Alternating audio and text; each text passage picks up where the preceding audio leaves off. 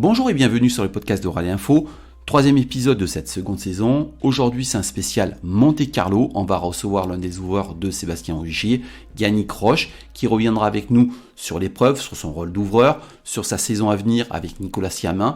Et puis on recevra aussi Guillaume Lafay, un ingénieur qui nous donnera un avis technique, qui nous donnera aussi son débriefing. Et on terminera avec Julien Montero, l'un de nos complices sur le site Rallye Info. Vous êtes prêts ? C'est parti !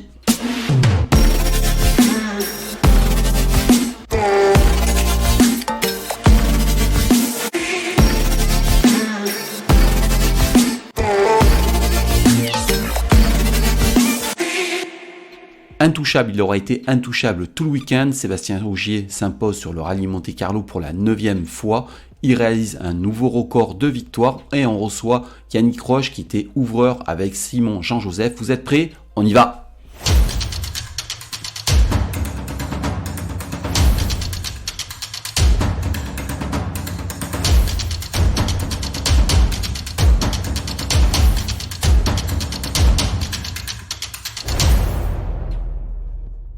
Bonjour et bienvenue Yannick Roche, merci de répondre à nos questions, merci d'être en direct avec nous sur le podcast de Rallye Info. On va parler de vous, du Monte Carlo. La première question que j'ai envie de vous poser, c'est quel est votre sentiment général après le Monte Carlo, parce que vous étiez sur l'épreuve, vous étiez ouvreur de Sébastien Ogier aux côtés de Simon Jean-Joseph. Les premières questions, c'est quel sentiment vous avez après l'épreuve ? Bonjour à tous. Écoutez, le sentiment qui revient en premier, c'est de la satisfaction, puisque le résultat brut parle de lui-même. Sébastien et Vincent gagnent l'épreuve. C'est la 9e victoire pour Sébastien sur le Monte Carlo, la première pour Vincent, à la fois sur le rallye et en WRC. Donc, je suis particulièrement content pour lui. Le rallye était un petit peu différent de ce qu'on a pu connaître ces dernières années, puisqu'on avait des conditions froide, mais sans réelles conditions de route hivernales, comme on peut le voir sur un Monte Carlo. Ça n'a pas fait pour autant un rallye plus facile, puisque dans ces cas-là, on est sur des voitures qui sont réglées quasiment comme un rallye asphalte, et donc qui encaissent nettement moins le moindre changement d'adhérence. On a pu voir notamment le jeudi soir un piège purement artificiel créé par les spectateurs qui a été mis en place entre le passage des ouvreurs et les concurrents, qui a posé quelques soucis à certains concurrents. Ça fait partie du Monte Carlo, et à côté de ça, dans tous les cas, un Monte Carlo n'est jamais simple, qu'il soit sur des conditions purement hivernales ou comme cette année un peu plus sèche, ça reste un rallye, voire le rallye le plus compliqué. On sait, vous étiez donc couvreur de Sébastien Ogier aux côtés de Simon Jean-Joseph. J'aimerais que vous nous expliquiez, vous, quel est votre rôle avec Simon et plus votre rôle plus spécifique à vous, comment ça se passe, la correction de notes, comment vous arrivez à communiquer avec la voiture, parce qu'en fait, on vous a vu furtivement sur les antennes de Canal+, et ils ont fait vraiment un survol de votre rôle. J'aimerais que vous nous expliquiez comment ça se passe. Et quels sont les différents timings ? Est-ce que vous discutez ? Ce sont des SMS, des photos ? Vous voyez aux assistances ? Comment ça se passe en fait ? Alors déjà, la première chose à savoir, c'est qu'on a le droit de passer dans les spéciales jusqu'à 70 minutes avant le passage du premier concurrent en course. Donc il y a encore un risque de changement de conditions entre notre passage et le passage en course. Tout ça, ce sont ce timing-là en particulier, sont des choses qui sont discutées bien en amont du rallye, qui vont être dépendantes de la météo, qui vont être dépendantes de la stratégie globale de l'équipe. Et on a plusieurs timings qui sont prédéfinis et qu'on va simplement affiner pendant la semaine du rallye en fonction notamment des dernières précipitations qui pourraient avoir lieu ou du classement de chaque équipage dans l'écurie. Clairement, si on déroule un petit peu le plan de la semaine pour un ouvreur, déjà son premier rôle, c'est d'informer l'équipage de tous les changements de conditions météo et surtout de conditions de route qui ont pu intervenir entre leur reconnaissance qui ont lieu du lundi au mercredi et la course. Il faut savoir par exemple que les spéciales du premier jour, enfin les spéciales qu'ils reconnaissent le premier jour, c'est celles qu'on faisait le vendredi. Donc il peut y avoir un gros delta de conditions générales de la route. Et c'est là qu'on entre c'est là qu'on entre en jeu pour essayer de corriger leurs notes virage par virage et de donner une tendance générale pour leur permettre de partir à la fois en sécurité mais aussi chercher la performance maximale. Et au niveau timing, parce qu'on sait que c'est très serré, comment vous arrivez à communiquer? C'est par SMS, vous vous appelez? Comment se font les corrections de notes avec Vincent Landé, par exemple? Alors, c'est effectivement essentiellement par SMS, par messagerie type WhatsApp, qui permet d'envoyer, une fois qu'on est à l'arrivée de la spéciale, l'intégralité des corrections qui ont pu être apportées virage par virage. Il y a un échange aussi directement entre Simon et Sébastien pour la partie, pour faire une description générale de la spéciale, pour que Sébastien puisse avoir, avant de partir, un ordre d'idée du taux d'humidité ou du taux de glace qu'il pourra retrouver. Il y a un échange avec l'équipe et les ingénieurs pour orienter sur des choix de pneus ou des choix de setup. Mais aujourd'hui, effectivement, ça se fait beaucoup par téléphone. Et en plus de ça, on a chez Toyota ce qu'on appelle des runners. Ça va être des gens qui vont récupérer nos copies de notes à l'arrivée des spéciales et qui vont les donner aux concurrents. On est en championnat du monde, on n'a pas le droit de donner, d'échanger une quelconque information en dehors de certaines zones qui sont définies par l'organisation. Et on n'a pas le temps, nous, ouvreurs, de revenir forcément à chaque fois à ces zones-là, tout en continuant à faire l'ouverture des spéciales suivantes. Donc, dans ces cas-là, ces runners viennent récupérer nos notes et attendre les concurrents pour donner les copies des notes aux concurrents directement. Alors, beaucoup de gens se posaient des questions, sur les réseaux sociaux avec les sorties de route, notamment Pierre-Louis Loubet. Il y avait apparemment une plaque de glace que lui n'avait pas eu en retour. Mais en fait, on a compris que les ouvreurs étaient en championnat du monde que sur les épreuves asphalte et pas sur les épreuves terre, c'est ça? C'est bien ça, c'est le rôle d'ouvreur, mais en fait, de manière générale, pas qu'en championnat du monde, il est particulièrement utile sur l'asphalte. Sur la terre, ça sera forcément moins le cas parce que les conditions les changements d'adhérence sont un peu plus facilement appréhendables, mais c'est vraiment sur asphalte qu'on a un rôle en particulier. C'est le cas aussi en championnat de France, quand on roule avec Nicolas par exemple, où on utilise aussi des ouvreurs. Mais ici, que ce soit en Espagne ou au Japon, que j'ai ouvert pour Sébastien et Vincent, avec Simon, ou que ce soit Monte Carlo, c'est vraiment aujourd'hui la réglementation n'autorise des ouvreurs que sur l'asphalte. En fait, si on comprend bien, le rôle d'ouvreur, en fait, c'est surtout les différences de climat et par exemple, de glace qu'il peut y avoir sur l'asphalte, mais par contre, c'est moins important sur la terre. En fait, c'est ce qu'on comprend, c'est ça? C'est bien ça. Alors ça peut être de climat ou tout simplement de pollution. Oui. Ce qu'on appelle la pollution, ça va être toute la terre qui est ramenée depuis les cordes qui sont prises par les concurrents ou toutes s'il y a une différence un changement météorologique pendant la journée, quand on passe le matin, il peut très bien faire beau, l'après-midi il pleut juste après le passage des concurrents lors de la première boucle. Notre but là sera de leur donner des infos sur les coulées d'eau, etc. Notre rôle, c'est vraiment de décrire objectivement ce que l'on voit. On ne se projette pas forcément, on décrit ce que l'on voit devant nous. Alors évidemment, si on a une coulée d'eau dans une zone qui peut être amenée à geler à la tombée de la nuit, on va essayer de se projeter un petit peu. Mais le but, c'est vraiment de décrire objectivement ce qu'on a devant les yeux pour garder une constance dans les informations. D'accord. Alors, vous m'avez fait dans la réponse une transition toute trouvée. La saison qui arrive, vous serez de nouveau avec Nicolas Siamin. Dans l'Apollo, écoutez, j'ai envie de vous poser une question très simple, c'est quels vont être les objectifs et comment vous appréhendez de votre côté cette nouvelle saison? Alors, on est cette année sur un programme qu'on qualifierait d'un petit peu hybride, dans le sens où on va pas forcément concourir sur un championnat complet. Le but sera de se partager un petit peu des manches du championnat de France et de WRC2 pour performer sur ces manches-là. Effectivement, on retrouve l'Apollo qu'on avait connu en 2019, avec laquelle on avait pu obtenir de bons résultats. On intègre le Team Sarrazin Motorsport, chez qui on a déjà roulé tous les deux, alors pas ensemble, mais on a déjà roulé tous les deux en 2018. Donc concrètement, on a tous les ingrédients qui sont là pour faire de belles courses. Et le but, effectivement, sera de vraiment performer sur ces courses-là qui vont être choisies. Dans un second temps, on a l'objectif de participer à au moins une épreuve, toujours dans le cadre de Sarrazin Motorsport, mais une épreuve en alpine, parce que c'est une voiture qui correspond bien aussi au pilotage de Nicolas, et on a certains partenaires qui tiennent à ce qu'on roule au moins sur une épreuve en alpine en championnat de France.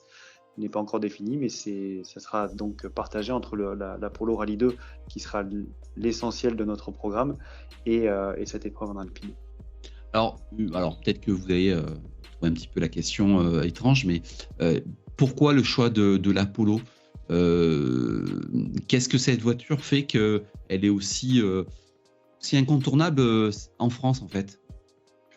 Alors, je ne sais pas si elle est incontournable, mais en tout cas, nous, c'est la voiture avec laquelle on a eu le meilleur feeling parmi toutes les Rallye 2 qu'on a pu essayer. On a pu en essayer quelques-unes aujourd'hui. Alors, il n'y a clairement pas de gros écarts, je pense, en termes de performance actuellement dans la catégorie entre les différentes voitures, mais certaines voitures vont plus correspondre à certains types de pilotage, notamment par rapport au choix de développement qui ont pu être faits par le constructeur ou autre. Aujourd'hui, c'est une voiture qui était quand même très bien née, donc en termes de performance, et on l'a vu encore l'an dernier, elle n'est pas dépassée. Donc c'est pour ça qu'on est ravis de la retrouver cette année. Bon. Écoutez, je vous remercie. Ça a été un plaisir de discuter avec vous. J'espère qu'on se retrouvera très bientôt dans les podcasts de Rallye Info. Ça sera un plaisir de vous recevoir une fois de plus. Écoutez, merci à vous. Merci à vous, et puis à très bientôt. Merci.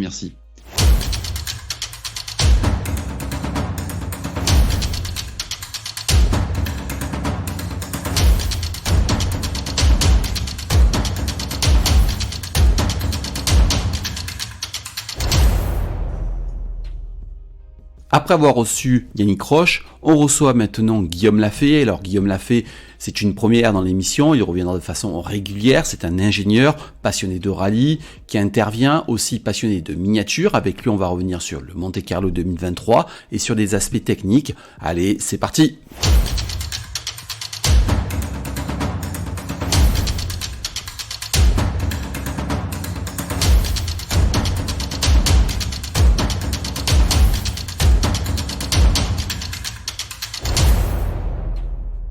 Bonjour, on est ravis de recevoir Guillaume Lafay dans les podcasts de Rallye Info. Avec lui, on va revenir sur le débriefing du Rallye Monte Carlo. Bonjour Guillaume. Salut Fabien, bonjour à toutes les auditrices et tous les auditeurs passionnés de rallye et de sport auto. Alors moi, je t'ai connu vis-à-vis des podcasts de Laurent-Frédéric Bollet, qui réalisait des super podcasts, tu intervenais dessus. C'est vraiment un plaisir de te recevoir et avec toi de continuer un petit peu ces débriefings. Avant toute chose, la première question que j'ai envie de te poser, c'est qu'est-ce que tu fais ? Est-ce que tu peux un petit peu te présenter à nous et dans l'univers du rallye, qu'est-ce que tu fais ? Qu'est-ce que tu réalises ? Eh bien écoute, c'est un plaisir partagé Fabien de continuer ce beau travail qui avait été initié de main de maître par notre ami Laurent-Frédéric Bollet, avec lequel j'ai eu le plaisir de débriefer les rallyes WRC pendant quelques saisons. Et donc effectivement, c'est un plaisir de continuer ce travail. Pour la petite histoire, l'historique, donc j'ai eu l'honneur de travailler pendant plusieurs années dans le monde du sport auto, et notamment dans des écuries officielles telles que Skoda Motorsport par exemple, en étant responsable du programme de développement moteur. notamment puisqu'il faut savoir que sur les Skoda, anciennement S2000 et R5 et maintenant Rallye 2, une grosse partie du développement, voire la totalité, est fait en France, chez Oreca à Manicourt, et donc j'ai eu l'honneur d'exercer ces fonctions pendant plusieurs années, d'être intégré donc aux équipes officielles, mais aussi plusieurs équipes privées, et d'exercer dans d'autres disciplines aussi du sport auto. Voilà. Ah ben, ça va être un œil qui va nous être vraiment profitable pour un petit peu vulgariser certains aspects techniques du rallye. Écoute, on va rentrer dans le vif du sujet sur ce rallye Monte-Carlo. La première question, elle va être très très généraliste. Qu'est-ce que toi tu as pensé de cette édition 2023 du rallye Monte-Carlo ? Eh bien, écoute, ça a été une édition qui a été particulière, on va dire, de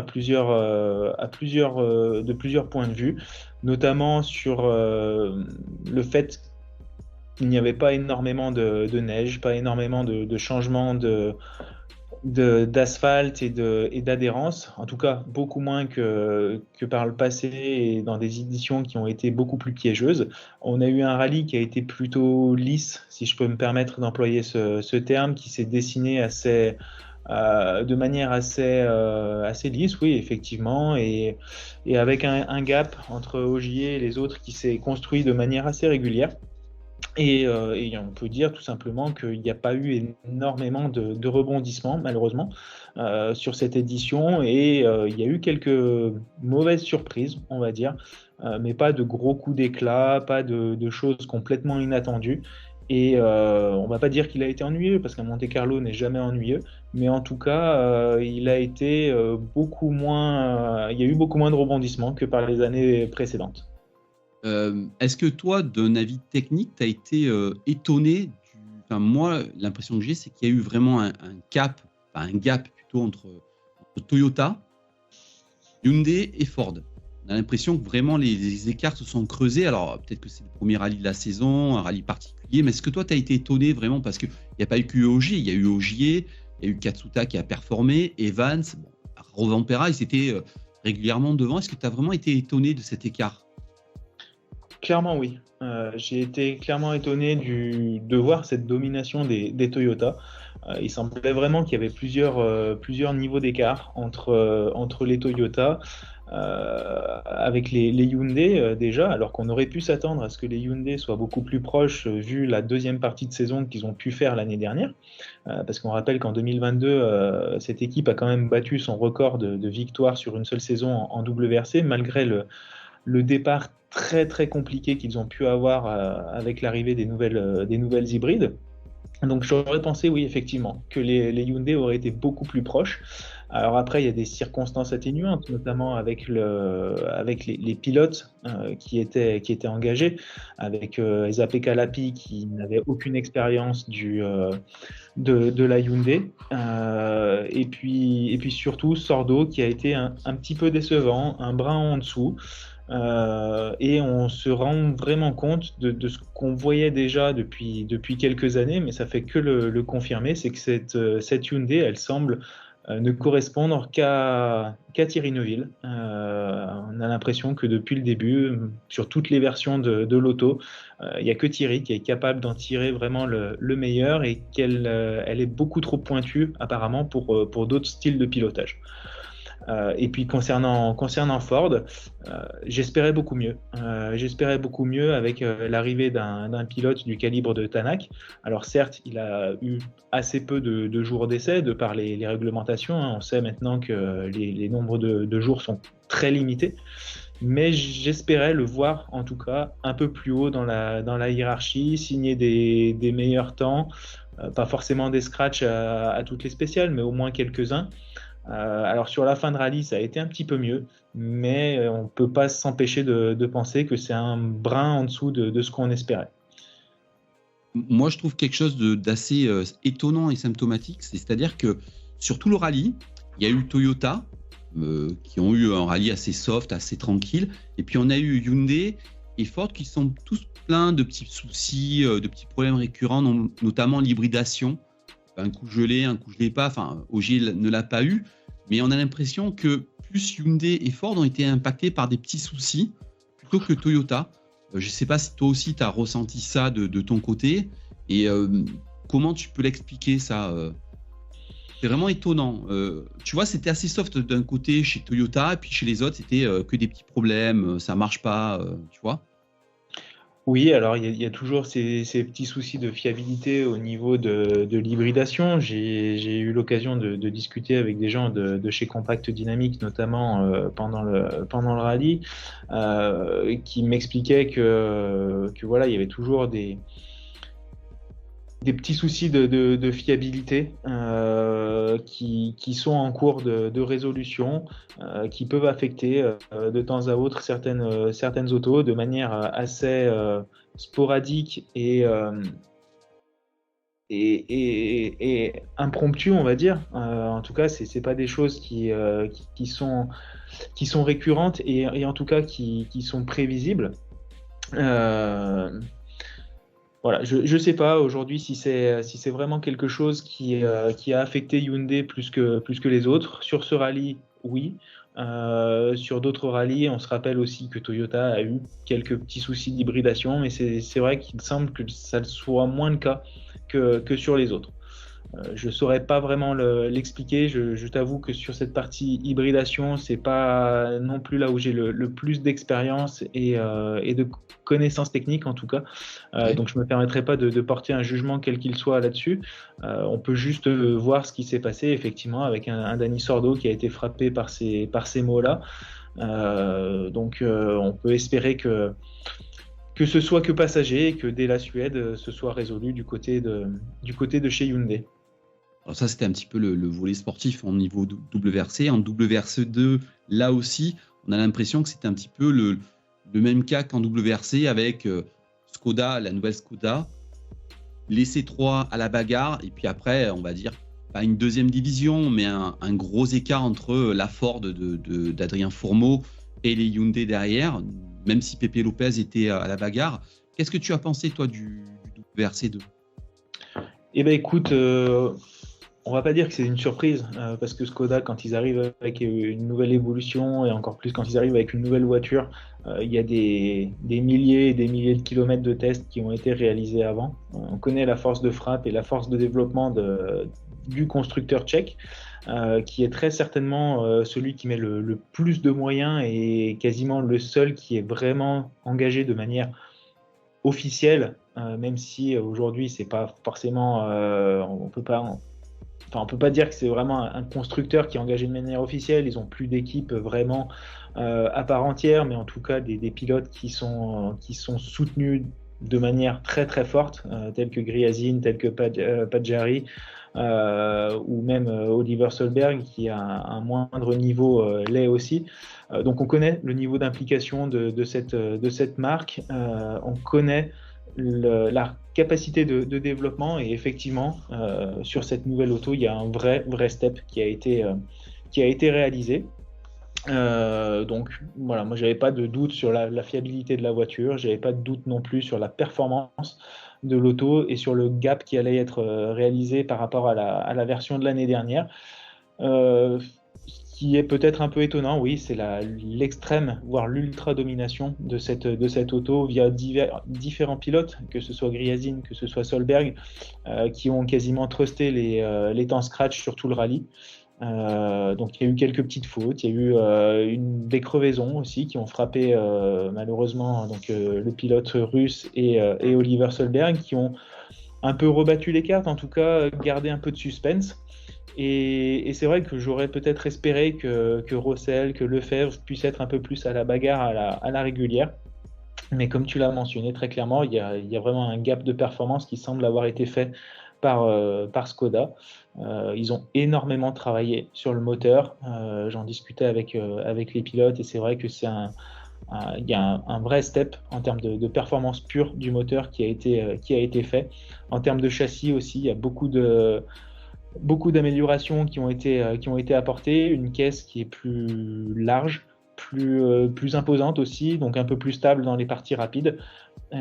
Et tout ça poussé par un moteur qui respire encore plus. Donc malheureusement, j'ai l'impression qu'on est parti pour une vraie domination de Skoda sur toute la saison en WRC2 et qu'il y a des chances que pour le titre, ça ne se bagarre que entre pilotes Skoda avec quelques épisodes, j'imagine, pour les Citroën sur des rallyes en particulier. En gros, tu es en train de nous dire que si les autres constructeurs veulent revenir dans le match, il va falloir proposer des nouveaux modèles parce qu'on sait très bien que la C3 est vieillissante, la Ford est vieillissante, très vieillissante, la Hyundai commence, ne l'est peut-être un peu moins, mais manque de développement. Il va falloir que les constructeurs en WRC2 se mettent vraiment à bosser s'ils veulent rattraper un petit peu Skoda, c'est ça ? Oui, alors après, on a des schémas, on va dire industriels, qui sont un peu différents. Skoda est clairement, comme je disais tout à l'heure, vraiment presque un manufacturier à part entière. Alors on sait qu'un Citroën, Hyundai et encore plus Ford, c'est vraiment de la compétition client. Donc oui, si j'avais un espoir à apporter, c'est sur des évolutions, des jokers qui seraient apportés sur la C3 Rallye 2. Et puis, il ne faut pas oublier non plus, peut-être que ça peut leur faire peur, c'est qu'il y a la Yaris Rallye 2 qui a été présentée, en tout cas en modèle statique, sur le rallye, et qui, de ce qu'on sait, a l'air de fonctionner pas mal. Et si elle capitalise sur tout ce qui a pu être développé sur le WRC 1 à quelques niveaux, ça peut être une auto qui sera prometteuse, et on l'espère en tout cas qu'il puisse venir titiller les Skoda ce sera plutôt sur la fin d'année et l'année prochaine, mais aujourd'hui très clairement j'ai peur qu'on soit sur une saison 2023 WRC2 très orientée Skoda. Et je rebondis sur la Yaris. Toi, tu as pu la voir exposée en vrai, tu as pu jeter un œil. Qu'est-ce que tu en as retenu ? Elle se rapproche de quelle voiture ? Qu'est-ce que tu en as retenu juste de façon visuelle ? C'est très compliqué de donner un avis technique, mais qu'est-ce que tu en as retenu ? J'ai pas pu l'approcher plus que ça, comme elle a été exposée, comme tu disais, de manière statique dans le stand sous les tentes de Toyota Gazoo Racing. En tout cas, c'est une voiture qui est extrêmement agressive, qui paraît complètement bodybuildée. Elle paraît plus courte et moins imposante justement que cette nouvelle Skoda, que la Hyundai. Mais comme ça, de prime abord, en tout cas, elle paraît vraiment agressive. Et de ce qu'on a pu en savoir, en ayant pu discuter un peu avec Juho Hänninen, qui a fait une séance de développement il n'y a pas très longtemps, ça paraît prometteur. Ça paraît très très prometteur, et on ne peut que l'espérer parce qu'il faut quand même qu'il y ait une bagarre entre plusieurs constructeurs, sinon on est reparti pour une centaine de Skoda Rallye 2 qui sera vendue dans les différents pays et qui risque de truster les podiums à la fois en championnat du monde, en championnat d'Europe et dans tous les championnats nationaux. Donc voilà, on aura peut-être l'occasion de discuter de championnat de France dans le futur, mais ce serait bien d'avoir un petit peu de variété aussi. Et je vais te poser aussi la question. Il y a eu beaucoup de réactions sur les différents réseaux sociaux. Est-ce que toi, tu penses que la Ford et Adrien Fourmeau sont partis pour une saison galère là aussi en Rallye 2 ? Parce que vraiment, l'écart était tellement énorme au Monte-Carlo qu'on a peine à croire qu'ils vont combler ça assez rapidement. Oui. Je pense qu'on va être plutôt sur une saison galère plutôt pour Ford.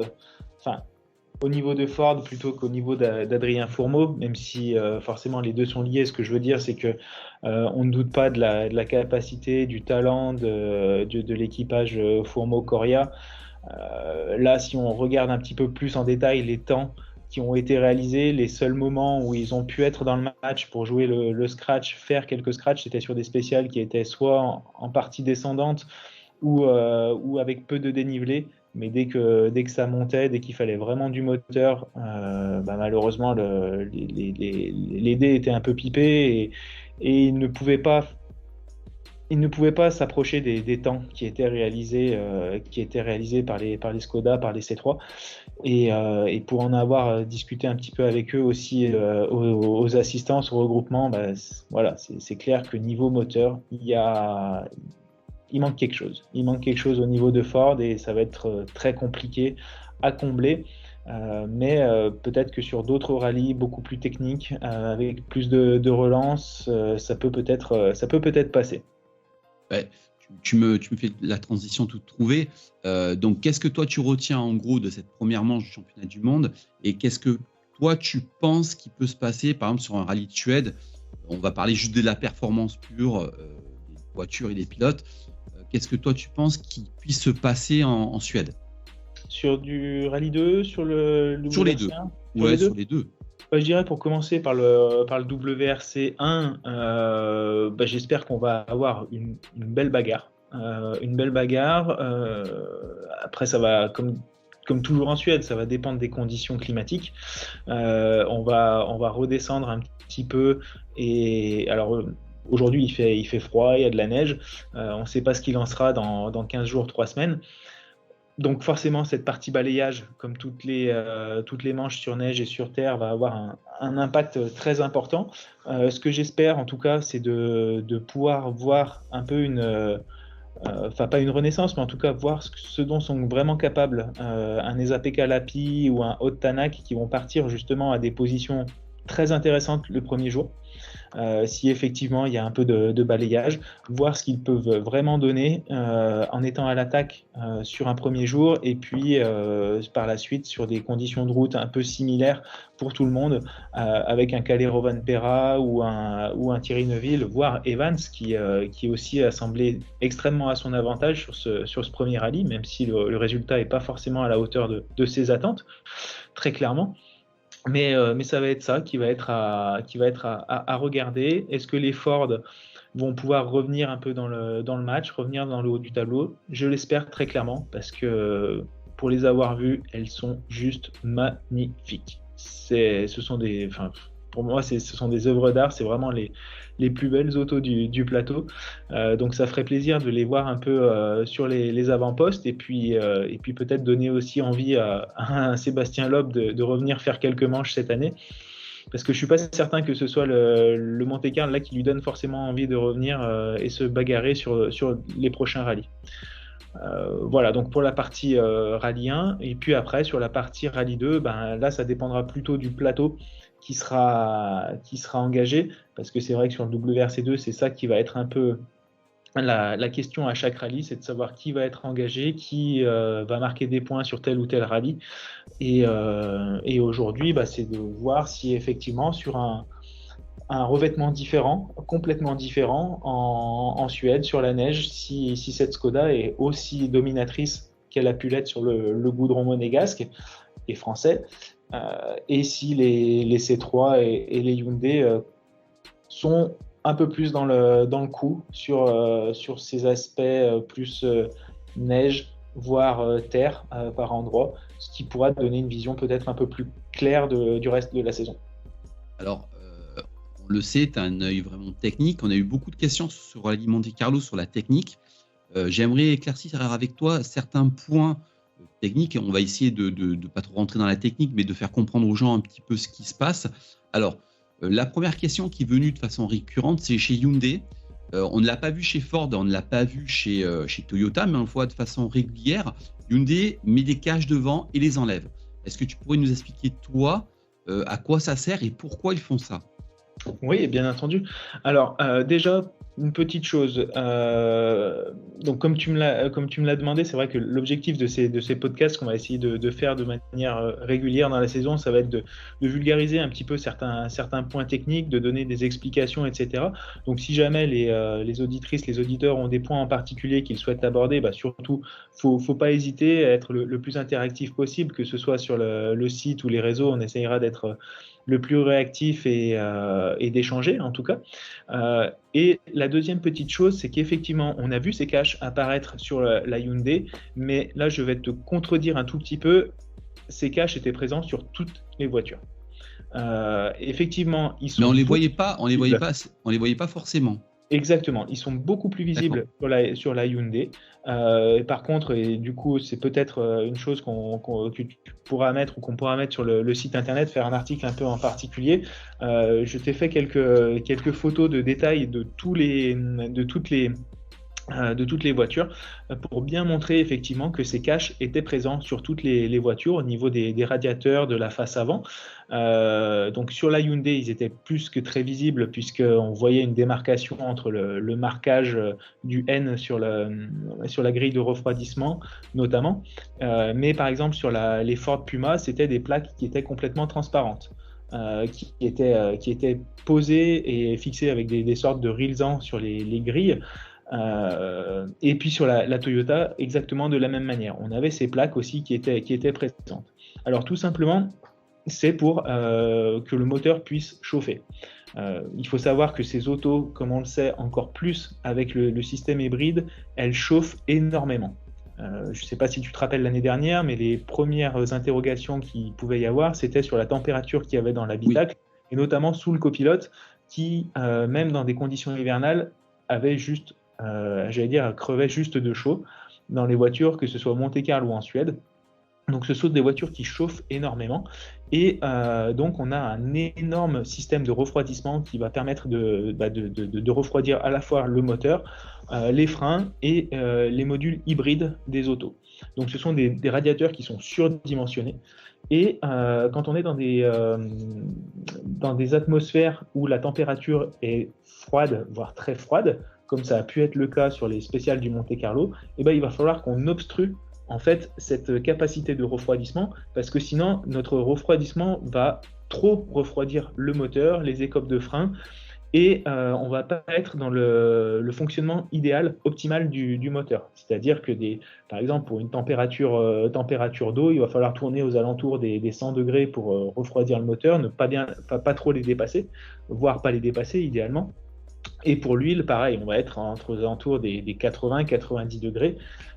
Et si on ne cache pas les radiateurs, on va avoir ces températures qui vont complètement baisser. Et donc, notamment au niveau de l'huile, on va avoir une viscosité qui sera plus importante. Donc, on va créer plus de frottement, on aura moins de rendement dans le moteur. Et donc, c'est pour ça qu'il faut une température optimale à la fois pour l'eau de refroidissement et l'huile pour refroidir le moteur.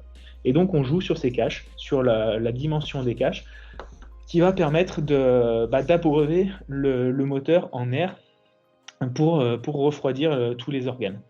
Et donc, même sur les Rallye 2, encore une fois, on fera voir peut-être sur les différentes photos, on a ces caches qui sont présents. Même sur les Alpines, il y avait des caches qui étaient mis en place pour ne pas trop refroidir le moteur et continuer à opérer dans des plages de température optimale. D'accord. Alors, sur le Monte-Carlo, on l'a un petit peu moins vu cette saison, mais on sait que les choix de pneus, c'est un aspect primordial du rallye. Mais tout de même, on a vu un petit peu des trucs étranges qui ont posé beaucoup de questionnements sur les réseaux sociaux. Alors, on a vu du croisé. Est-ce que tu pourras nous expliquer à quoi ça sert et qu'est-ce qui gagne? Et aussi, on a vu des choix un petit peu bizarres, c'est-à-dire 3 softs et un super soft embarqué sur l'auto. Est-ce que tu peux nous dire pourquoi ces choix-là et pourquoi en fait on se retrouve avec des choix de pneus un petit peu différents, de l'essieu avant, l'essieu arrière, des croisés, tout ça? Oui, alors ce qu'il faut savoir déjà, c'est que tous les pilotes, tous les équipages ont un quota de pneus à respecter dans le rallye. Donc déjà, ils ont un quota de pneus à disposition, donc qui est de 38 pneus, shakedown compris. Et donc ces 38 pneus, ils sont répartis en plusieurs types de gomme, c'est-à-dire qu'ils ont par exemple 20 soft, 24 super soft, 12 neiges cloutées, non cloutées, pardon, et également des neiges cloutées. 24 pour être tout à fait exact. Ce qui fait qu'au total, ils ont 80 pneus qui peuvent être utilisés, mais à l'intérieur de ces 80 pneus, ils sont obligés de n'en prendre que 38. Et donc cette année, on savait très bien que ça allait jouer uniquement sur les softs et les super softs, mais qu'il y avait un quota donc limité, donc de 20 softs et de 24 super softs. Et en fonction de ça, les pilotes doivent jouer. C'est-à-dire que ils doivent faire leur choix, sachant qu'ils ne vont pas pouvoir faire tout le rallye avec des softs ou tout le rallye avec des super softs. Et c'est pour ça qu'on se retrouve avec des mix par moment qui sont réalisés en fonction des conditions météorologiques et de la spéciale, et notamment des indications qui sont données par les ouvreurs. Et il me semble que tu vas également réaliser un épisode avec un ouvreur pour détailler un peu ce rôle essentiel de l'équipage qui ouvre la route pour son pilote et son copilote. Et en fonction de toutes ces informations, les pilotes, à chaque assistance ou lors des tire fitting zones, donc qui sont les moments du temps de midi où les pilotes pouvaient choisir de nouvelles montres pneumatiques pour les spéciales de l'après-midi, ils doivent faire leur choix, sachant qu'ils peuvent emporter au maximum 6 roues dans leur voiture, donc c'est-à-dire 4 montées sur la voiture plus 2 roues de secours. Mais là encore, ces 2 roues de secours ne sont pas obligatoires, ils peuvent en emporter qu'une seule. Mais donc ça limite un peu les choix à l'intérieur de la boucle de spécial, puisque s'ils ont 2 pneus, ils peuvent par exemple en enlever 2 qui auront été utilisés pendant les 2 premières spéciales, les mettre dans le coffre, prendre les 2 neufs qui étaient dans le coffre, les remettre sur la voiture. Et donc avec ça, ils peuvent croiser, mixer à la fois les types de pneus et les mettre de manière différenciée aux 4 coins de la voiture. Donc je me doute que tu dois avoir un déséquilibre sur l'auto quand tu fais ça, si tu mixes. Comment ils arrivent à rééquilibrer le setup en fait ? Alors après, voilà, tu l'as dit, c'est toute une question de setup, c'est un travail avec l'ingénieur, c'est un travail d'expérience, c'est un travail en test également, où on va justement tester. Par exemple, de voir combien de temps on perd avec des clous sur le goudron, ou combien de temps on perd avec des softs sur de la glace, pour pouvoir imaginer en fonction du pourcentage annoncé par les ouvreurs de glace sur une spéciale ou inversement de goudron sur une spéciale qui est essentiellement enneigée, pour pouvoir faire le bon choix pneumatique et essayer de faire des calculs qui vont bien. Et puis à côté de ça, les équipages vont aussi jouer sur différents réglages pour adapter le setup en fonction de la monte pneumatique, donc en jouant sur ce qu'on appelle les clics sur les amortisseurs, donc qui vont permettre de durcir ou d'assouplir un peu l'auto, que ce soit sur l'avant ou sur l'arrière, en fonction encore une fois des pneumatiques qui vont être montées, de l'état de la spéciale. Et c'est toute une question d'adaptation en fait, d'expérience. Et c'est pour ça que sur un Monte-Carlo, par exemple, l'année dernière, on a vu un Sébastien Loeb qui était toujours au top parce que son expérience parle énormément pour lui, en plus de sa pointe de vitesse. De même que Ogier cette année, où sur des choix pneumatiques, il a été quasiment irréprochable. En parlant de choix pneumatiques, je ne sais pas si tu as pu voir ça, on a vu Pierre-Louis Loubet monter des clous. Alors qu'il n'avait plus de direction assistée sur 2 spéciales. Alors les commentateurs disaient que c'était beaucoup plus facile pour tourner le volant. Est-ce que c'est réellement le cas ? Pourquoi ? Tout simplement parce qu'il y a moins d'adhérence. Les spéciales étant complètement sèches pour le coup, quand on roule avec des pneus clous, donc qui sont des petits morceaux de fer, si on schématise, qui sont des petits morceaux de fer qui vont être en contact plutôt que de la gomme qui elle est extrêmement tendre et qui va avoir une grosse accroche sur du goudron mais pendant peu de temps, là le fait de monter des clous effectivement ça a tendance à faire glisser un peu plus la voiture et donc là pour le coup, étant donné qu'il n'avait plus de direction assistée, qu'on a vu qu'il souffrait énormément dans la voiture, parce que c'est pas des voitures qui sont faites pour être conduites sans direction assistée, c'est pire que conduire un camion, c'est vraiment une épreuve de musculation. On a vu l'état de ses mains d'ailleurs au point stop. Et oui, effectivement, monter des clous dans ces spéciales-là permettait de le soulager un petit peu, sachant que de toute façon, le seul but pour lui, c'était d'arriver le soir avec une voiture à peu près en état pour pouvoir repartir le lendemain et essayer de faire des meilleurs temps. Donc déjà, ça le permettait de le soulager un tout petit peu parce que c'était quand même pas la panacée. Et puis en plus, ça lui permettait aussi de sauvegarder son quota de bons pneus pour le reste de l'épreuve. Et au contraire, par exemple, de taper dans les pneus clous, ça lui permettait de garder tous ses super softs pour les 2 jours suivants.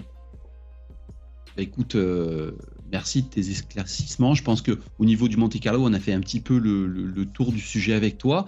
Alors, on va parler de toute autre chose.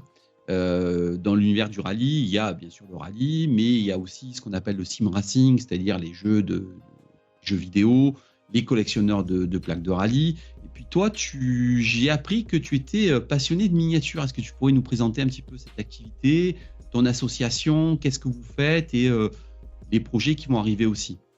Ouais, alors effectivement, c'est vrai que là tu tapes dans le mille. C'est un projet qui me tient énormément à cœur, dont j'ai pu parler à plusieurs reprises, donc dans les épisodes de l'Afterlap des saisons précédentes.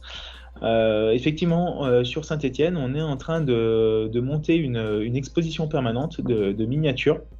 Alors, orienté vraiment sur le sport auto, pas que sur le rallye.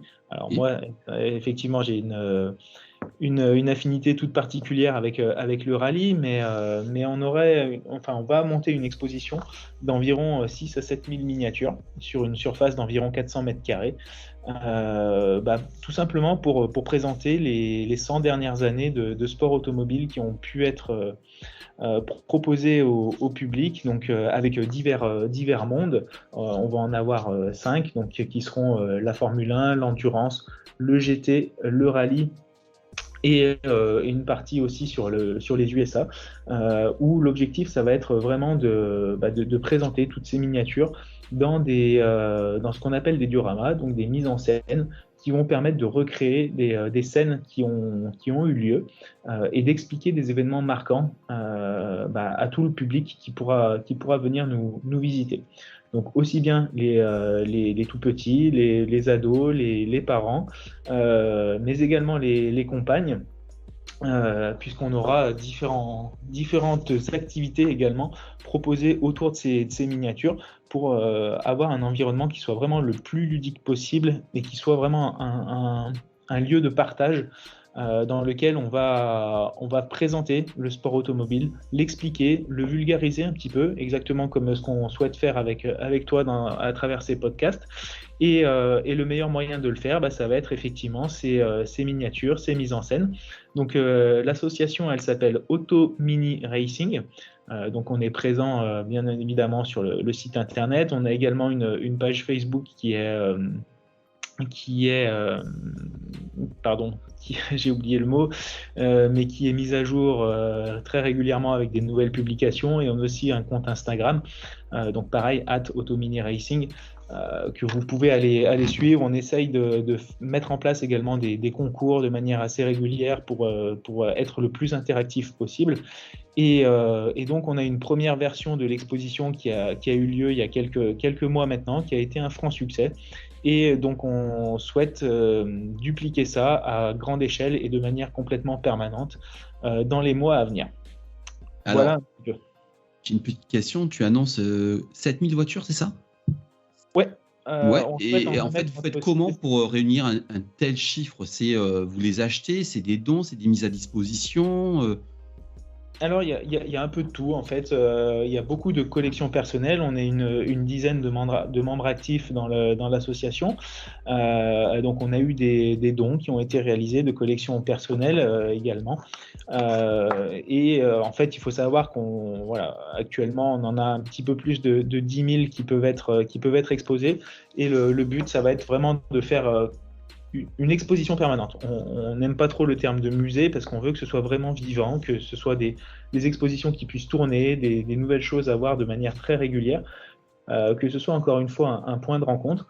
Et donc déjà, cette première base, elle va permettre de créer ce dynamisme dans l'exposition.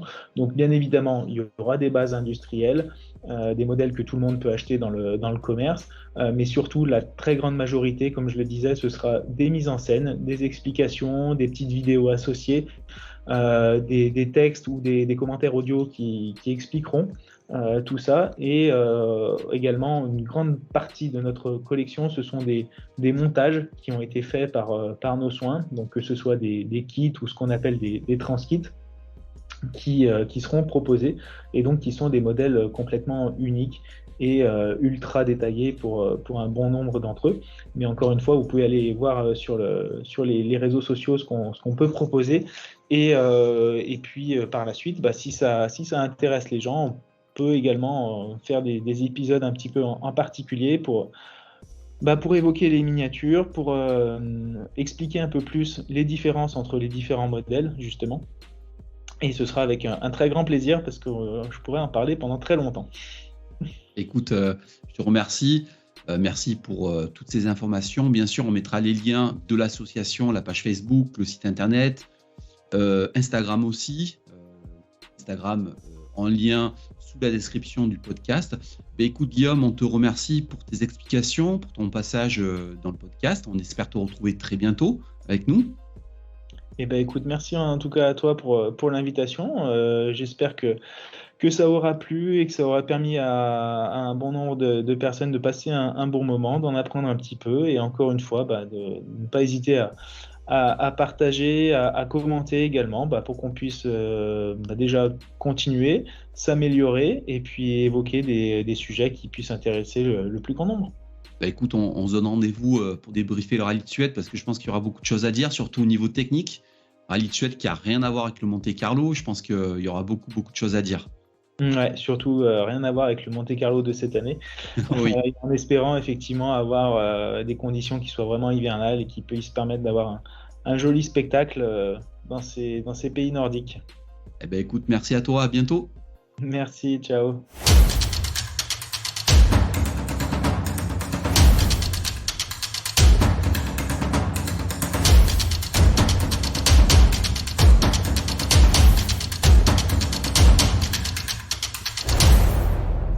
On finit l'émission en recevant Julien Montero. Alors Julien, c'est un de nos complices sur Rallye Info. C'est aussi un des principaux contributeurs d'un des plus gros groupes sur le Monte Carlo, avec plus de 31 000 membres. Il est aussi copilote, il a aussi une association qui s'occupe de rallye. Et avec lui, on va faire un petit peu le retour du rallye de Monte Carlo, et surtout sur quelques petits faits marquants. Alors la première question que j'ai envie de te poser, Julien, c'est qu'est-ce que tu retiens toi de ce Monte Carlo dans un premier temps, et après je te lancerai sur d'autres sujets. Qu'est-ce que tu retiens toi de cette édition 2023 ? Déjà bonjour. Et après il y a 3 choses qui sont marquantes, c'est 3 gros manques en fait. Déjà le manque de Lub qui lui était sur le Dakar, le manque de Sisteron-Toar qui est quand même une spéciale assez mythique, et le manque de neige. Mais bon, ça, après, la météo, on peut rien faire contre. Elle est arrivée aujourd'hui, la neige. Ouais, c'est un petit peu aussi le décalage de l'épreuve plus au sud qui fait qu'il manquait de neige très clairement. La deuxième question que j'ai envie de te poser, toi, en tant qu'observateur, donc tu as été énormément sur les réseaux sociaux tout le week-end pour faire vivre le groupe, faire des lives, tout ça. Et ce qui ressort un petit peu de ce Monte Carlo, c'est surtout la première nuit avec le virage... avec de la glace, on va dire, un petit peu mise de façon artificielle. Dans les journaux, on a vu aussi la façon dont le rallye a été traité, avec la fameuse image de la relation sexuelle entre un homme et une femme. Est-ce que toi, ça t'a posé problème, et qu'est-ce que tu penses un peu de ces comportements un petit peu, on va dire, déviants des spectateurs, de certains spectateurs sur le rallye ? Après, on le sait, de toute façon, il y a toujours des cas comme ça, quelles que soient les épreuves, que ce soit en mondial ou en régional. De mettre de la neige sur la route au Monte Carlo, ça s'est toujours fait, plus ou moins, mais il y a les conditions qui vont avec. C'est-à-dire que quand les spectateurs balançaient de la neige, il y avait de la neige. Là, ce qui s'est passé, c'est que des petits malins ont voulu créer une zone dangereuse, entre guillemets, quoi, pour faire du spectacle, des vidéos, etc. Sauf que le Monte Carlo cette année était archi sec.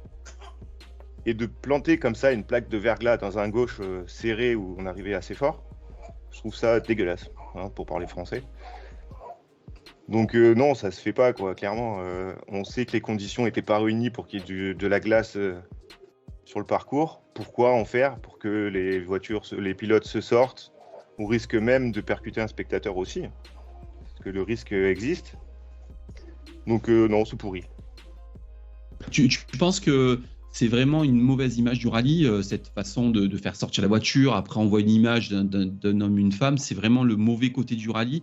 Tu as l'impression que ça s'impose plus ou c'est juste des épiphénomènes comme ça qui vont disparaître? Non, c'est des phénomènes ponctuels. Après, il faut dire qu'aujourd'hui, avec tous les médias qui tournent, les réseaux sociaux, tout ça, c'est vrai que des images, on va en voir de plus en plus.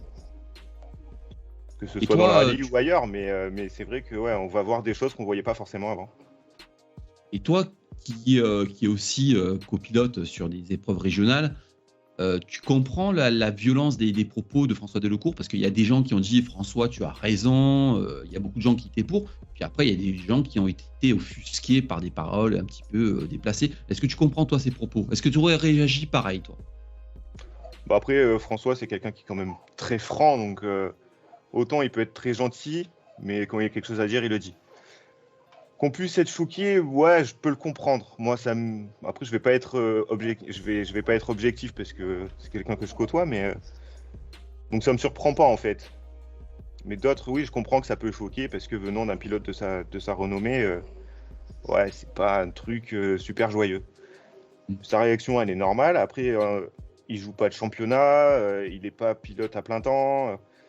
Donc il est plus libre de dire un peu ce qu'il pense, contrairement à des pilotes de WRC comme Neuville ou Ogier. Quoique peut-être Ogier, il peut l'ouvrir aussi un peu, mais d'autres qui sont sous contrat, qui doivent faire attention à plus ou moins à ce qu'ils disent. Ça me fait penser un peu à la F1 en fait, où des gens comme Alonso vont ouvrir leur gueule et ça passe, et des petits jeunes qui arrivent vont faire attention à ce qu'ils disent pour leur image, pour faire plaisir à leur team, ce genre de choses. La deuxième chose que j'aimerais aborder avec toi, c'est l'affaire Grisine. Alors toi, tu es dans une voiture de course, tu sais ce que c'est des spéciales.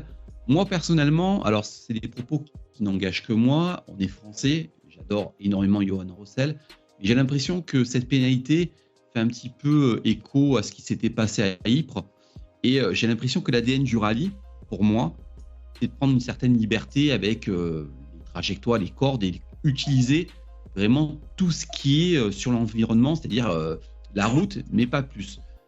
Est-ce que toi, tu as été choqué par cette pénalité et qu'est-ce que ça t'inspire?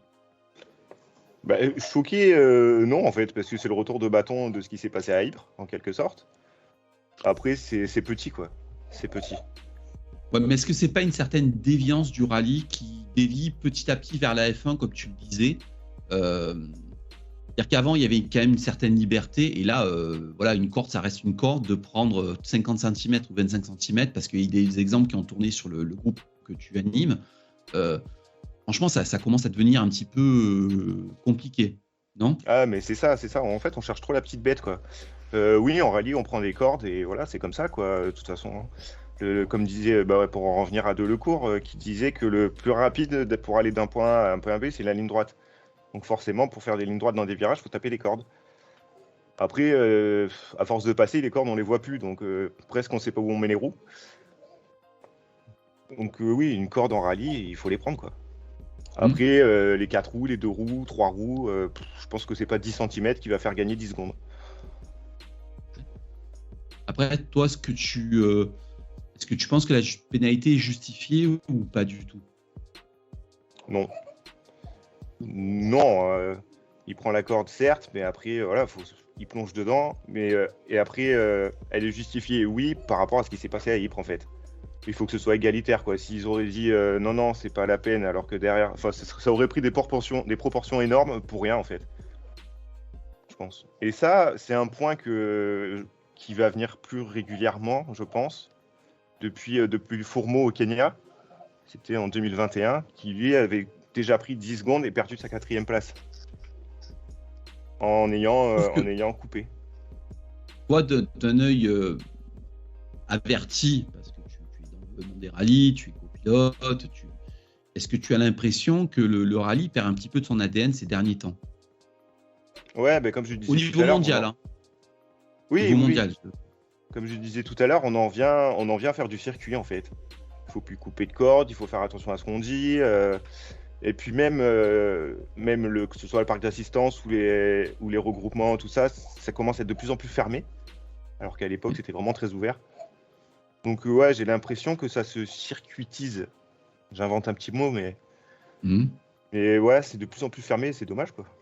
Parce qu'il y a une autre histoire aussi qui est passée un petit peu sous silence aussi, moi qui m'a particulièrement interpellé sur l'ADN du rallye, c'est, pour pas le nommer une fois de plus, François Delecourt, qui prend $1 500 de pénalité parce qu'il lave pas la voiture au bon endroit.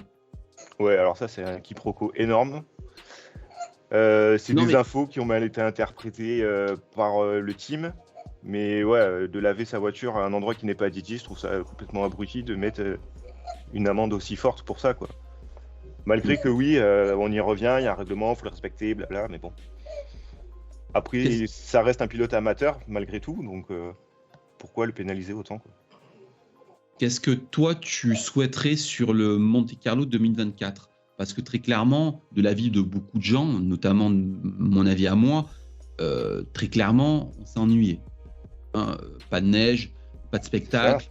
Le Turini, c'est une spéciale qui a été vue, revue, refaite. Il n'y a plus d'intérêt à faire. Enfin, pour moi, il n'y a plus d'intérêt à faire cette spéciale parce que cette spéciale est archi connue. En plus, elle est coupée. Qu'est-ce que toi, tu souhaiterais pour 2024 ?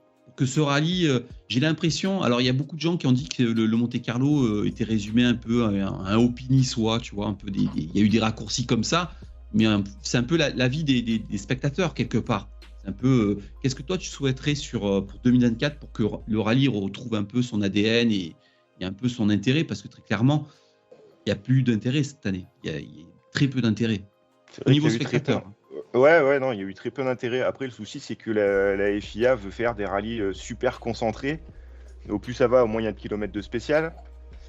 Donc pour faire vraiment un vrai Monte-Carlo, je pense que ça va être difficile. Ce qu'il faudrait, c'est le retour de l'Ardèche, des Hautes-Alpes, déjà. Ça, c'est vraiment le Monte-Carlo. Et puis, vu que c'est le premier rallye de la saison, pourquoi pas des parcours comme à l'époque, des parcours de concentration. Bon, ça, c'est peut-être plus compliqué à organiser, mais...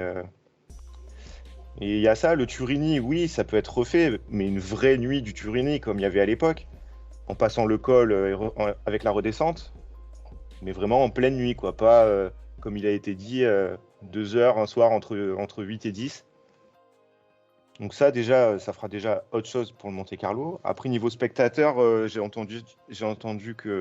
lu surtout, que beaucoup ont été pénalisés pour les accès. Alors de toute façon, on le sait, hein, le Monte-Carlo, si on n'y va pas 2 jours avant, c'est compliqué. Mais ouais, ils ont trop voulu axer ça sur la sécurité et non sur le spectacle. Donc ouais, ça lui a mis un coup. Ça lui a mis un coup. T'as raison en disant que ça devient un petit peu du circuit, parce que quand on regarde le Turini était bouclé de A à Z, et en fait, on a l'impression que ça a été plus une course de côte qu'autre chose. Parce que quand tu Exactement, ouais, c'est ça. Les temps du jour, du passage de jour et du passage de nuit, il n'y a pas tant d'écart que ça. Et à part le crash de Johnston, il n'y a pas eu de spectacle. Hein. C'est un petit peu, j'ai l'impression que ce rallye a perdu un petit peu de sa magie. Tu penses pas pareil, toi ? Si, c'est ça. Puis les voitures sont trop aseptisées aujourd'hui. Parce que autant, pour en revenir à Johnson qui s'est crashé en haut du Turini, les WRC2... tenaient la route, mais bon, c'est des voitures qu'il faut quand même tenir. Surtout que la route en haut du Turini était archi salée, donc c'était pas gras, mais ça glissait quand même pas mal. On a vu Lopez qui a fait un énorme travers à l'arrivée. Oui. Donc sur ce genre de voiture, ça peut tenir la route. Aujourd'hui, les rallyens sont vraiment trop aseptisés, quoi. C'est vraiment des voitures de circuit en fait. Hein. Quand on voit qu'en descendant la Couillole, ça tape des 200 à l'heure, ouais, c'est trop. On en revient presque au groupe B en fait des années 80. Bien plus que les groupes B, parce que si tu prends une groupe B, c'était très puissant, mais ça tenait pas par terre, ça ne freinait pas. La différence, c'est que ça va très vite, ça tient par terre et ça freine. En fait, de la notion de spectacle, en fait, il n'y en a carrément plus. En fait. Il n'y en a plus, non. Alors, il y a plus de sécurité, certes, mais il n'y a plus de spectacle non plus. Ouais. Si tu devais retenir 3 points, un point positif, un point négatif, et pour toi, un petit peu ton coup de cœur du Monte-Carlo, ça resterait quoi, cette saison ? On va commencer par le négatif. Je En fait, j'en ai tellement en tête que je sais même Mais pas vas-y, lesquels te donner. on est là pour ça. Les points négatifs, ouais, en fait, j'en ai vu tellement. Ben voilà, déjà l'accès aux spectateurs qui s'est fait un peu aléatoirement, on va dire, avec des zones où il y avait personne et pourtant qui sont archi sécurisées. Un parcours trop restreint, vraiment Concentré. très concentré, ouais, pardon, excuse-moi. Très concentré, ouais. Tout, bah ouais, c'est ça en fait, c'est le haut pays, quoi. C'est un peu ça. Bon, la météo, ça, on va pas en parler parce que c'est complètement aléatoire. Et un nombre d'engagés super restreint par contre aussi. 75, ça fait pas lourd. Pourtant, c'est une région où Dieu sait que des pilotes, il y en a, et pas que des mauvais.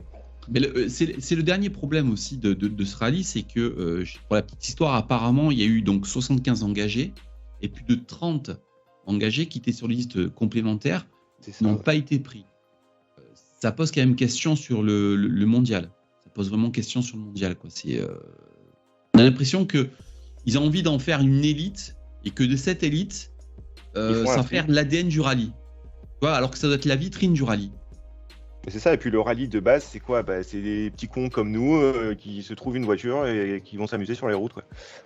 Sauf que là, personne ne peut le faire parce qu'on limite l'engagement à 50, 60, 70 voitures. Et c'est bien dommage, quoi. Alors, j'ai une autre question à te poser. Alors là, elle est un peu plus personnelle, mais donc tu as fait énormément de live, tu as été le gros animateur du groupe Rallye Monte Carlo 2023.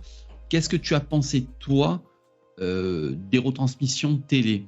Parce que là, une fois de plus, moi, c'est n'engage que moi. Le Rallye Monte Carlo a été ennuyant. Il n'y avait pas de neige, c'était sec. Et en plus, moi, j'ai retrouvé que les retransmissions télé étaient d'un ennui total. Pas les commentaires, mais ça décrochait de l'angle, des coupures, pas de caméra extérieure, des caméras embarquées. Alors, je n'ai rien contre lui parce que c'est vraiment admirable ce qu'il fait derrière un volant, mais avoir par exemple 20 minutes sur une spéciale de Jordan Cederidis, j'ai l'impression que c'est un peu en décalage. Tu vois ce que je veux dire ? Ouais. C'est la vitrine du rallye, et j'ai l'impression que même dans les retransmissions sur Monte Carlo, mais puait l'ennui. Est-ce que toi, tu as eu ce sentiment-là ? Alors moi, j'étais plus sur Canal+, d'accord, mais toi, tu étais sur une autre plateforme. Est-ce que toi, tu as eu ce sentiment aussi ? Ouais, mais là, tu vas m'énerver, là. Oui. Mais, ouais, c'était pourri, en fait. À l'image du rallye. Ouais, il te montre 10 voitures et voilà, terminé, quoi. Même pas de WRC2 ? Très peu. Très peu, en fait, ouais. Et puis moi, ce que je suis étonné, c'est la qualité des retransmissions, quoi. Enfin, le WRC, c'est-à-dire que c'est le promoteur et c'est lui qui apparemment diffuse des images. Pas de caméra extérieure ou très peu. Des décrochages de caméra toutes les 30 secondes. Je sais pas si tu as eu ce sentiment-là. J'ai l'impression qu'entre le début des retransmissions de télé pour les spectateurs comme toi, comme moi, et aujourd'hui, c'est-à-dire il y a 3, 4, 5 ans, il n'y a pas d'évolution. Pourtant, ouais, les conditions étaient bonnes. Il n'y avait pas de pluie, pas de nuages. Est-ce que tu as ce sentiment-là qu'il n'y a aucune évolution et que le rallye n'est pas mis en valeur ou n'est pas spectaculaire, on va dire ? Tu vois ce que je veux dire ? J'ai même l'impression qu'il n'est pas fait pour la télé, quelque part. Il n'est pas fait pour la télé parce qu'on fait rien pour qu'il soit fait pour la télé. C'était des retransmissions sans âme, en fait. Il y avait pas... déjà, il n'y avait pas forcément d'action dans le rallye en lui-même, donc difficile à... Le passage était dégueulasse, il faut être honnêtement. Sur les caméras extérieures, c'est d'un ennui total. Ce qu'ils ont fait, c'est qu'ils ont planté 2 caméras sur les arrivées, et puis voilà, terminé. Après, tout le long, c'était que de l'embarquer. Alors qu'il y a une époque, il y avait vraiment des caméras un peu partout. C'était pas du live, pas forcément, parce qu'il n'y avait peut-être pas les moyens non plus encore, mais au moins, on avait des vraies images, quoi. Que là, ouais, c'est de l'embarquer. Alors, c'est joli, les caméras embarquées, mais bon, sur 20 bandes, ça fait long. Donc, ce qui manquait, ouais, c'est vraiment du passage extérieur. Après, il y a des vues hélicoptères qui sont super belles, où on en a vu très peu. Et où il manquait un truc. C'est l'action sur la route ne s'est pas vue à l'image, en fait. J'ai l'impression que... Moi, si je me trompe, là, on est vraiment dans un interview. Alors, j'ai reçu Yannick Roche, j'ai reçu Guillaume Lafay dans d'autres thèmes avant l'émission, au début de l'émission. Là, on est plus sur le côté spectateur. J'ai l'impression que... comment dire ? coupe un petit peu les passages spectaculaires. C'est un peu l'impression que j'ai parce que quand tu vois les vidéos de certains spectateurs extérieurs, hein, avec des passages de folie, j'ai vu un passage notamment de Stéphane Lefebvre. Dans les bosses de Lubrail, ouais, par exemple. Et j'ai l'impression que ça, c'est coupé parce que j'ai l'impression que pour la télé, c'est pas politiquement correct. J'ai cette impression-là. Tu vois ce que je veux dire ? Est-ce que tu as la même impression que moi ? C'est pas impossible, ouais, en effet, ouais. Ouais, mais c'est vrai que des passages, il y en a eu des magnifiques sur les vidéos qu'on voit. Mais on les voit pas à la télé. On ne les voit pas. C'est des choses qu'on voit pas à la télé, ouais. Alors pourquoi ? Déjà le fait d'avoir que des caméras intérieures, ça y joue beaucoup. Puisque forcément de l'intérieur des voitures, on se rend pas compte de ce qui se passe autour de la voiture. Et ouais, c'était vraiment sans âme, quoi. S'il n'y a pas les spectateurs autour pour partager vidéos, photos et compagnie, on se fait chier. Oui. On va un peu sortir du Monte Carlo. Se profile dans moins de 3 semaines le rallye de Suède. Donc tu vas encore nous faire, je suppose, des petits lives sur le groupe. Il y a des chances, ouais. Qu'est-ce que toi tu attends du rallye de Suède, toi au niveau sportif et de ton œil avisé de spectateur averti ? Déjà qu'il y ait de la neige, parce que ça fait quelques années où c'est un peu délicat en Suède. Pourtant c'est le pays qui va pour un. Il y a un truc qui est sympa aussi, c'est le retour de Lindholm et sa célèbre copilote. Si tu vois ce que je veux dire. Ouais. Avec sa voix, tu sais, celle qui gueule comme une malade dans le casque. Ça te plaît, ça ? C'est horrible. Après, chacun son style. Mais surtout... Ah putain, j'ai plus de batterie dans mon truc, je suis désolé. Surtout, ce qu'il y a à noter, c'est le début de Laurent Perrier en WRC3. Oui. Et on va voir ce que ça peut donner. Après, c'est pas le rallye le plus facile sur la neige, lui qui sort de ERC. Donc, à voir, j'attends ça avec grande impatience. Allô ? Oui, je t'entends parfaitement. J'ai que des coupures, je suis désolé. Ouais. C'est pour ça que c'était la dernière question. Après, on va conclure sur l'interview. Ouais, donc toi, tu attends de voir un petit peu la neige en Suède et la première prestation de Laurent Perrier, c'est ça ? Ouais, ça peut être très intéressant de voir ce qu'il peut donner, ouais. Après, on avait quoi en classement l'an dernier ? C'était Rovanperä, Neuville, Lappi. Donc, à voir. J'espère que Tanak va un peu se réveiller aussi. L'an dernier, il n'y était pas. Enfin, il y était, mais il n'était pas forcément à l'arrivée. Donc, à voir. Après, c'est un peu ouvert, quoi. Donc, avec les changements qu'il y a eu aussi, on aura la surprise. Ok. Écoute, Julien, je te remercie. Ça a été un plaisir de discuter ce soir avec toi, de faire un petit peu le débriefing côté spectateur. Écoute, on se retrouve très vite dans un prochain podcast avec ton avis sur le rallye de Suède et tes points positifs, tes points négatifs. On sera amené de nouveau à discuter ensemble sur les podcasts. Je te remercie. Merci à toi et avec grand plaisir. Allez, ça marche. Merci à toi. Bye bye.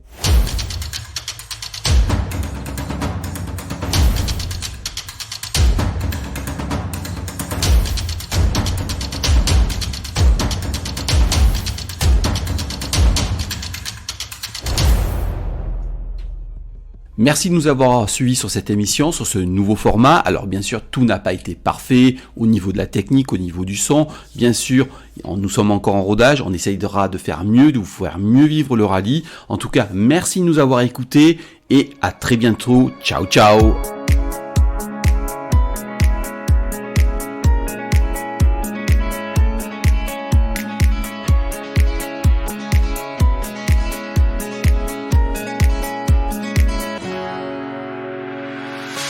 The sun lays so brightly up in the summer sky.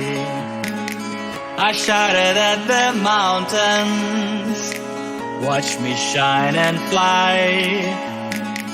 But then cracked the thunder and the heavens cried.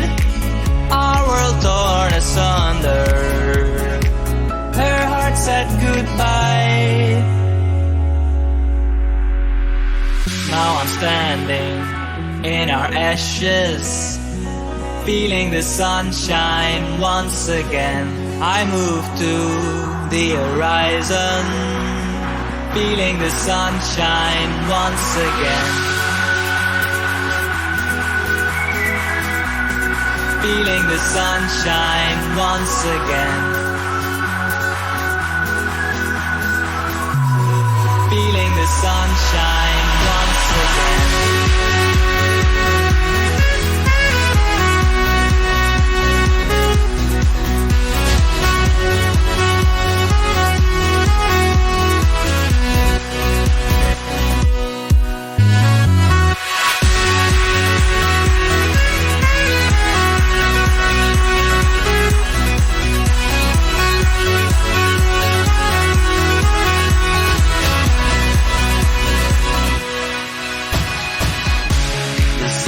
So brightly up in the summer sky, I shouted at the mountains, watch me shine and fly.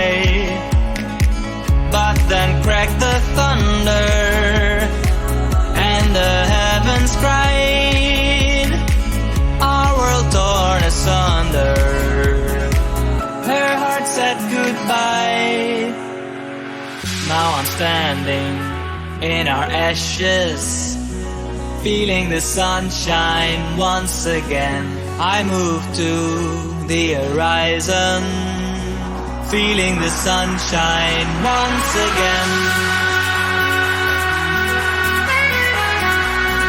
Feeling the sunshine once again. Feeling the sunshine once again.